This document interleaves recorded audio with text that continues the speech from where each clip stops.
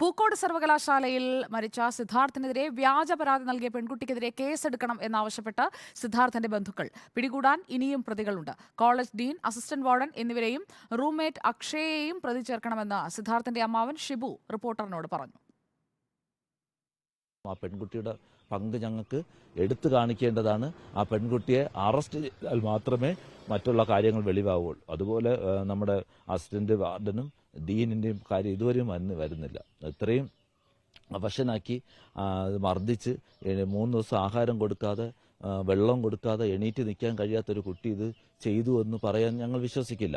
അപ്പോൾ അക്ഷയ്ക്ക് അത് അറിയിക്കാമായിരുന്നു. അയ്യോ ആൻറ്റി ഇങ്ങനെയാണ്, ചെറിയൊരു പ്രശ്നമുണ്ട്, സിദ്ധാർത്ഥന് ഇങ്ങനെ ഒരു അപ്പോൾ സിദ്ധാർത്ഥൻ മരിക്കപ്പെടുമെന്ന് വരെ അവൻ അറിയാമായിരിക്കും. എന്നിട്ട് പോലും അവൻ ഇത് മറച്ചു വയ്ക്കുകയും ഫോൺ കോളുകൾ കൃത്യമായ ഇടവേളകളിൽ ഞങ്ങൾക്ക് സംശയമില്ലാത്ത രീതിയിൽ കൈകാര്യം ചെയ്യാൻ അക്ഷയ് നല്ല കൃത്യമായി കൈകാര്യം ചെയ്തിരുന്നു. അപ്പോൾ അക്ഷയ് ഇത് പ്ലാൻഡ്, അക്ഷയും സിദ്ധാർത്ഥനെ ഇല്ലാണ്ടാക്കുവാൻ വേണ്ടി കൂട്ടുനിന്നു എന്ന് നമുക്ക് സ്പഷ്ടമായി പറയാം.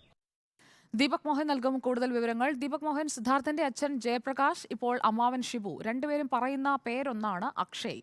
അക്ഷയ് ഇപ്പോൾ എവിടെയുണ്ട്? അക്ഷയുമായി നമുക്ക് സംസാരിക്കാൻ നേരത്തെ കഴിഞ്ഞിട്ടുണ്ടോ? അക്ഷയ് കൃത്യമായ ഇടവേളകളിൽ ഫോൺ ചെയ്തു, വീട്ടുകാരെ തെറ്റിദ്ധരിപ്പിച്ചു എന്നൊക്കെയാണ് അവർ പറയുന്നത്.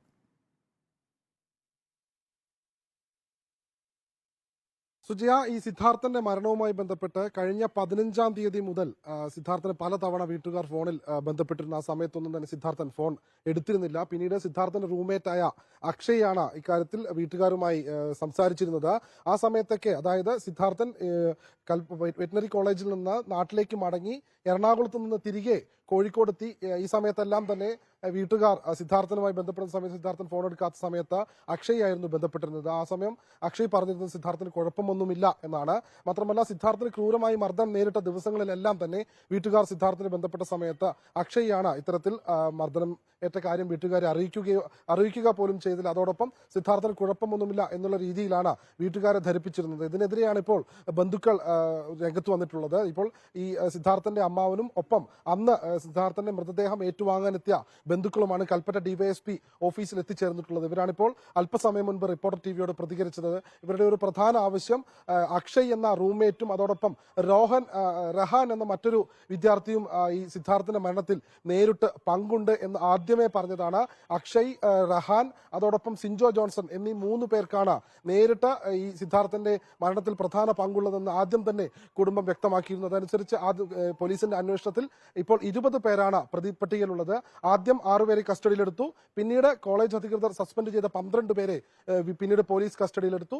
അങ്ങനെ 18 പേർ. ഇന്നലെ 2 പ്രതികളെ കൂടി കസ്റ്റഡിയിലെടുത്തു. അങ്ങനെ 20 പേരാണ് നിലവിൽ പോലീസ് കസ്റ്റഡിയിലുള്ളത്. പക്ഷേ ആദ്യം മുതൽ തന്നെ കുടുംബം പ്രതികരിച്ച ഒരു കാര്യം 25-ലധികം വരുന്ന വിദ്യാർത്ഥികൾ ചേർന്നാണ് സിദ്ധാർത്ഥനെ ക്രൂരമായി മർദ്ദിച്ചതെന്നാണ്.